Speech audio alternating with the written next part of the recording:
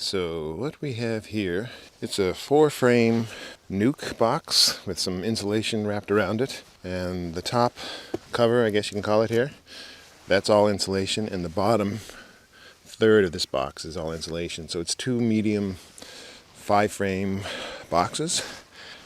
It's full of dead bees right now, I'll show you. This hasn't happened to me for a long time.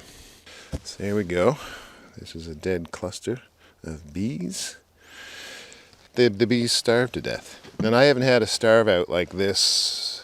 Well, the first one I ever had was, I think it was 2013. And I haven't had one since then. I've had small little nucs that didn't make it, but they were in bad shape to begin with going into winter. And I'll just see if I can find the queen. But nothing that was, close to viable. It was just, this is the first one that really had a fairly significant population. You can see here, there's the, well, and the queen was laying. So I didn't even know if there was a queen in it, to be honest, because when I packed them up last fall or late last summer, I couldn't find the queen. I didn't see the queen. I think she was even marked. And you can see here, they're just below. That looks like a brood, cap brood. So the queen was probably in here somewhere, and they're just huddled around the queen to keep her warm, and they starved. You can see there's no food left. And you can see too they've got their see that, their butts inside the cells. They're doing that to keep warm and to suck out all the. There's not a drop of honey left. See if we can find the queen. The queen's probably in the middle or down below. Anyway, so I was sick with a bad case of streptococcus. I knew I'd given them some food the week before and everything was looking okay. They were just holding on. But I knew during the week that I was sick, I was planning to check on them and make sure they were okay. But, well, I was sick, so I couldn't. And they starved.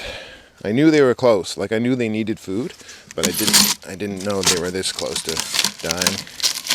And that was my fault. I should have been on top of this. I should have just played it safe and found a way to. Well, the way it worked out is I went on vacation. And then I got sick as soon as I got back from vacation, so it didn't really pan out the way I'd hoped. So let's just take a look.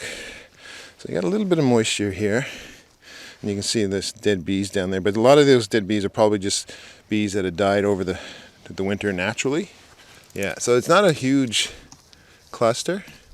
Oh, I got the queen. Here she is.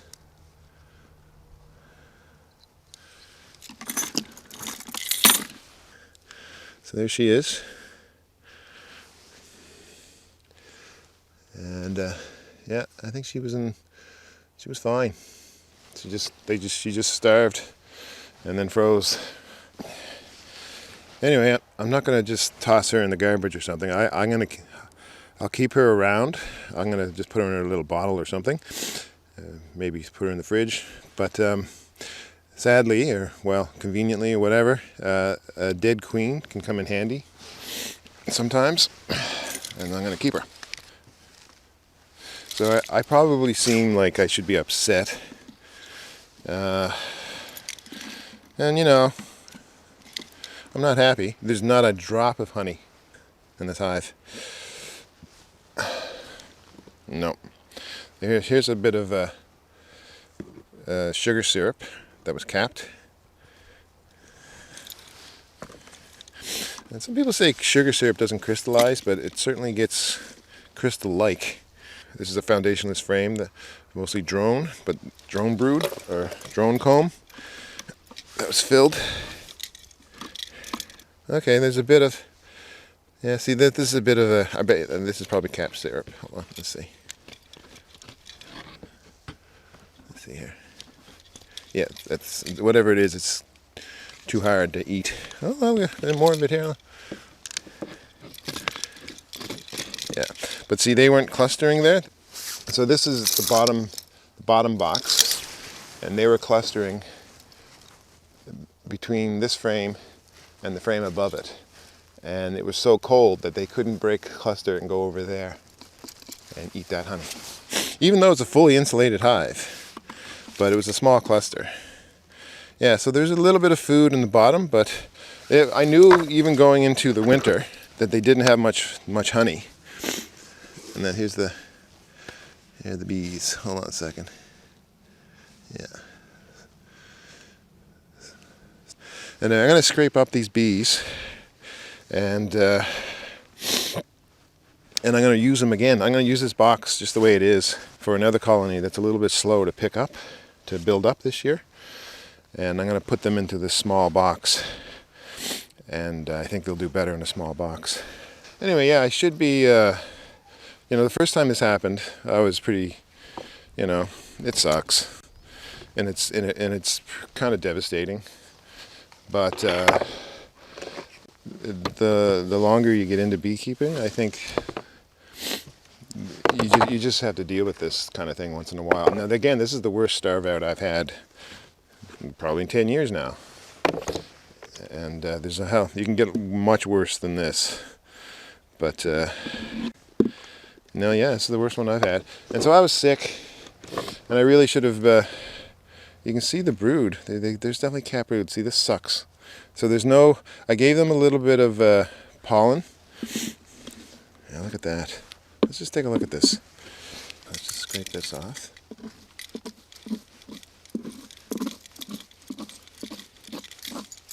See, this is typical of what I've seen before in my first starved out hive. You can see the butts just sticking out. And no, this is cap brood. Oh, you can see. Oh, see? So, look at that. Right. Little baby bees that hadn't fully grown up. So yeah, the queen was laying. I don't know if you can see it, but there's actually eggs. They're dead, obviously, but eggs are in those cells down there. I'm going to see if I can take a picture of it with my good camera. Yeah, so I don't know if it's going to come through on the photos, but I can see there's fresh eggs. What a shame, huh? There's fresh eggs right here. This queen was laying, right? It was warm enough. There's fresh eggs over here, too. Like day-old eggs, like eggs that had just been laid. So she was laying, and I can see a couple double eggers in there because she's a bit messed up, but which means there's 2 eggs in the cells. But she was okay. Damn. It sucks because if you got a good queen, you're gonna get a good colony, and she was on fire. That's too bad. Damn it. Yeah. On this side too. Yeah, damn. Oh man, I can see it all over the place. Now they're a bit messed up. There's a couple of them that still have like 2 eggs in them, but that happens in the early spring when the queen is just starting to get a groove back, kind of thing. She'll mess it up for a bit, and then she'll find her groove and she'll be okay. Damn. Anyhow, so that happens. I'm gonna clean this up, and I'm gonna use this box. I don't think there's any disease or nosema or anything like that going on. There's no poop, or it doesn't stink. It's just dead bees. It sucks. So you can tell too, like there's no stink of dead bees, like a poopy, stinky, rotten smell. That's usually a sign that there's been dysentery or even nosema after that, and there's nothing like that going on. It was a healthy little nuke, and had I been able to just get them through another, the weather has just been trash. It's been so cold, I haven't been able to really open any of my hives and take a good look at anything, like to pull frames or anything. And the weather forecast is still just trash. But anyway, and had I been able to, I don't want to blame it on the weather, but had I been more on top of it, I probably could have saved them. But I was out cold for like a week with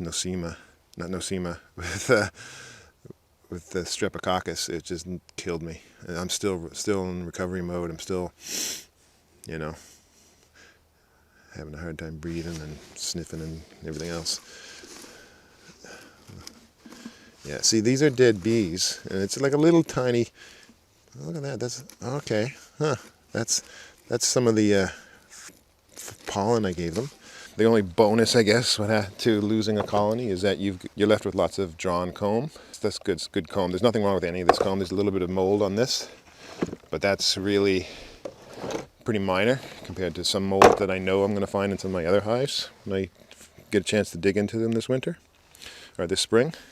And really, it's the first time I've had a real starve out like this since for 10 years. This is the last time was 2023, and I've had like minor things where the colony was already sick with something, or it was just too small, and it was just a crapshoot that they would make it anyway. And I thought that this colony was like this, or this nuke was like this, but as it